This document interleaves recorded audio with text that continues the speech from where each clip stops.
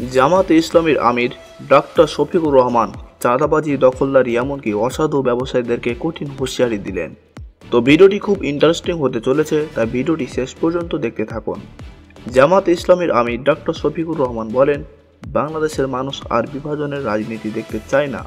রাজধানীর চকবাজার থানা জামাত ইসলামীর আয়োজনে করা কনভেনশন সেন্টারের কর্মী ও সুধী সমাবেশে এমন মন্তব্য করেন তিনি।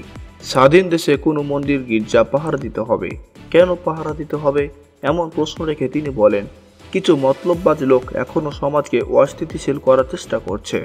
রাজনৈতিক মতপার্থক্য থাকবে, কিন্তু দেশের প্রয়োজনে সবাইকে ঐক্যবদ্ধ থাকার আহ্বান জানান তিনি বলেন, আমরা চাই না আবার সমাজে চাঁদাবাজি হোক, আবার দখলদারি হোক, আবার লুটতরাজ হোক ও আবার ঘুষের রমরমা বাণিজ্য গড়ে উঠুক, আবার 500, 700, 2000 কোটি টাকা আয় বেড়ে যাক, আবার ব্যাংক ডাকাতি হোক, আবার ব্যবসায়ীরা বঞ্চিত হোক, এ ঘাটে ও ঘাটে দৌড়াদৌড়ি করুক, এটা আমরা চাই না।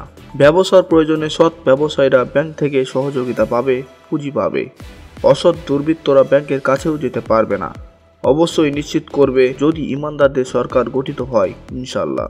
তো প্রিয় বন্ধুরা, জামাত ইসলামী আমির ডক্টর শফিকুর রহমানের বক্তব্য আপনার কাছে কেমন লেগেছে অবশ্যই কমেন্টে জানাতে পারেন।